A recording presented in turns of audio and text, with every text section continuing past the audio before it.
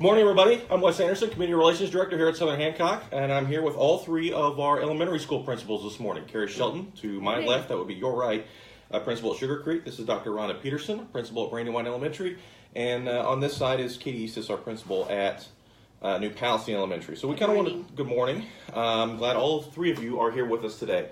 So we kind of want to talk about everything elementary today. And I'm going to do my best. I hope my voice will hold through this whole thing. I'm not feeling great. So hopefully we'll get through all this, and I have a voice left to be able to ask questions for the remainder. So first question I want to ask you, obviously a big change for you guys coming next year when you lose about 200 total students between the three of you. So I'll start with you, Kari. What's your plan going next year when you have a lot more space in your building?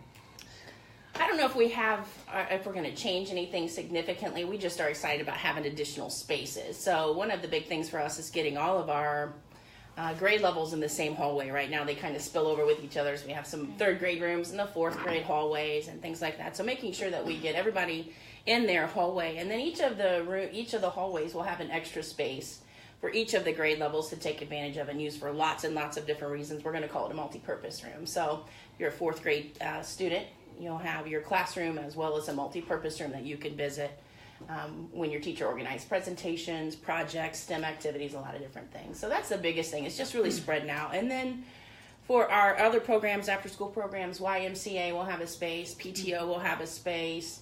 We're going to come up with a maker space where kids are going to get to use it all throughout the day.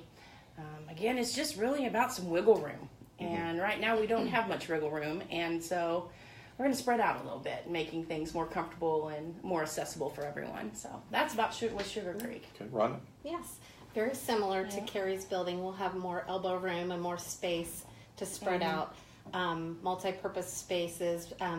For different clubs, for instance, we have a sign language club in our school, and they'll have their own space to kind of store their things and put things up on the walls and that sort of thing.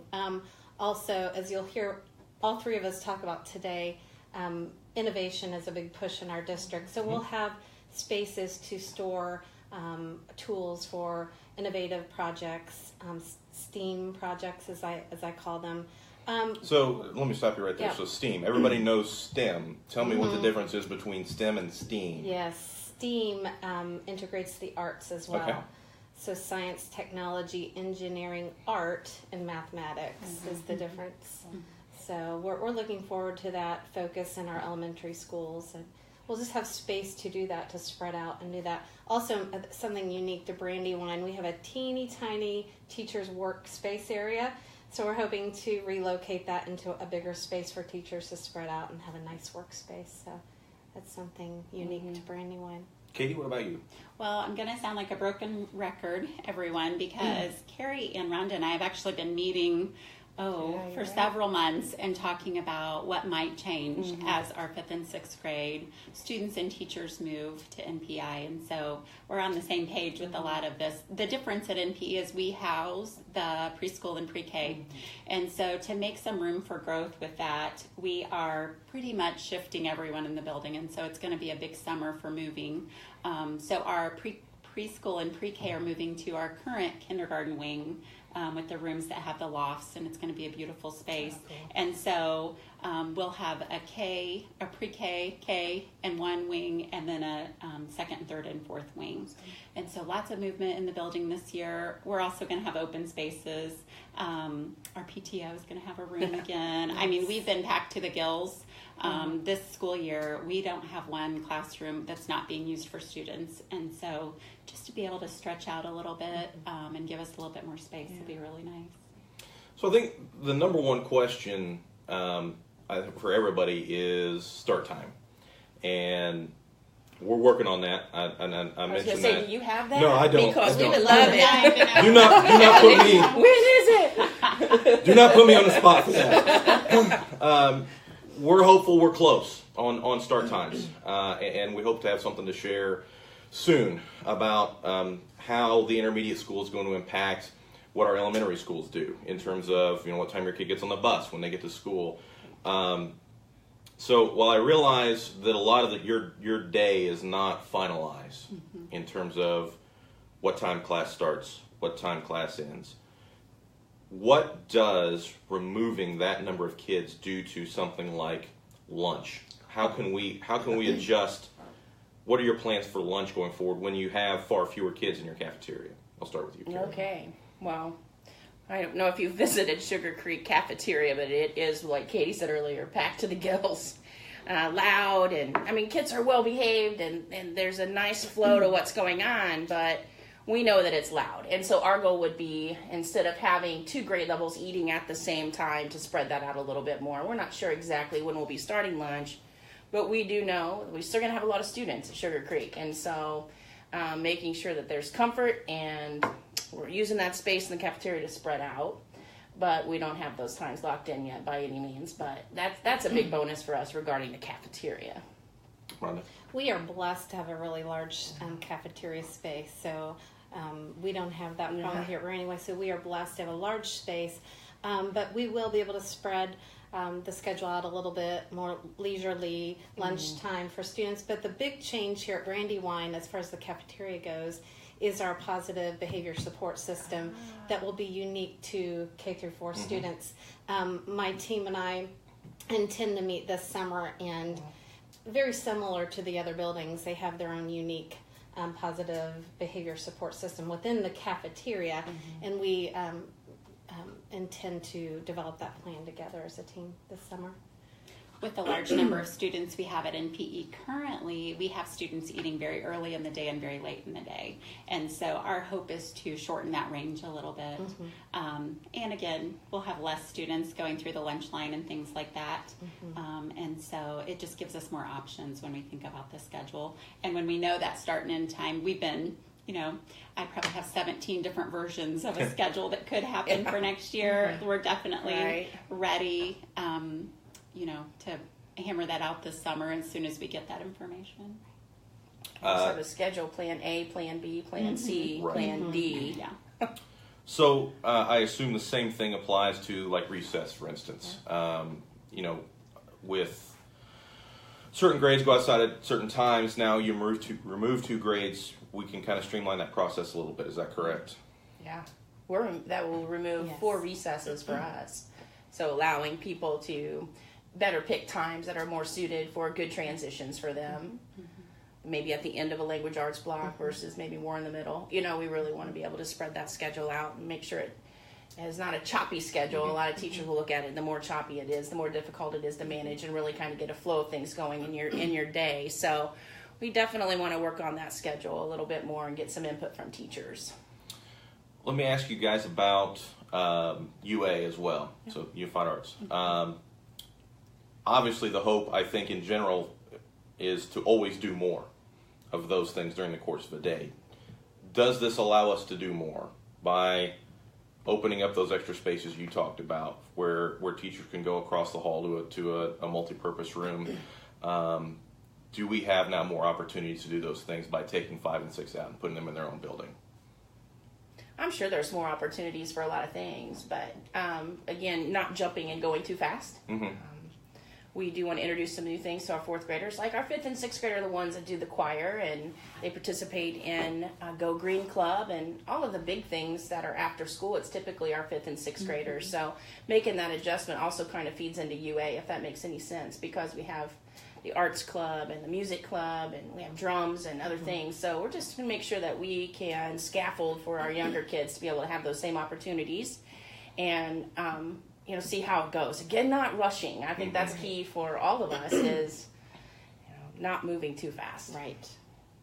We need to grow into this new structure. So we really don't know what next year will bring, and it's kind of exciting for all of us to see how the culture will shift and the climate will shift, and what we'll grow into as a staff in this new environment. So we can predict and forecast what it might look like, but we'll just have to kind of learn along the way with our new structure. So you talk a little bit about culture. Obviously, you guys have a team, a faculty that you work with very closely in your buildings each day, and I'm sure there's a level of familiarity there. I'm sure there's a bond that everybody has. How does removing those 5th and 6th grade teachers affect your faculty team and how do you replace them in those roles? How do you replace those roles that those teachers filled going forward? Yeah. I'll take that question because not only am I losing 9 teachers, 300 kids, I'm also losing Mr. Mio. And so this, lots of excitement about next year, but for the next month and a half, it's sad. It is super sad because it's a family, and so losing part of your family is really hard. Very difficult. So everyone has strengths they bring to the table. Like, we have a 5th grade teacher who does our robotics club, and we also have a 4th grade teacher, and so now she'll have to find a new partner to do robotics with. And so just, I don't think you can ever replace them. No one is replaceable. But just asking other people to step up with their strengths and their talents will be our charge for this.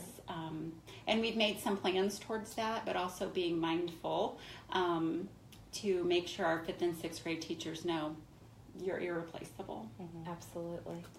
And, for the good of the district, we're excited for them because they're excited to go into a new space and join together with new teammates and that sort of thing. But it will leave a big hole. There's no doubt about that. The roles that they've played here, the bonds that we've created. We are, as Mrs. Eastis said, losing part of our family, but we're excited for them at the same time for new opportunities. Just be down the road, right? That's right, just down the road. Just down the road. Our 5th and 6th grade teachers, Sugar Creek, we're losing. That's 13 for us. And I noticed it in our staff meeting the other day when we had our professional development, and it was K4. And there was something that felt really good about it because I think the sheer size, I think that's understanding teachers and what they mean by class sizes sometimes. It just felt lighter. But there was definitely something missing. And if I have to put my thumb on it, I'll say just personalities in general. Our 5th and 6th grade teachers bring a lot of fun and excitement to the building, especially all around kids. And they're constantly planning things to have fun with the kids. And they're going to do great the 5th and 6th grade, but we're going to miss that piece. And I know that our primary teachers will do the same. I mean, they will really step up in some areas to make sure that our kiddos are entertained. And they do now, but I think that's what I'm going to notice most from Sugar Creek teachers is just their sheer personalities. They're a lot of fun and great with kids. So, and Vincent's got a lot of great staff coming his way. That's for sure. We're starting the new building.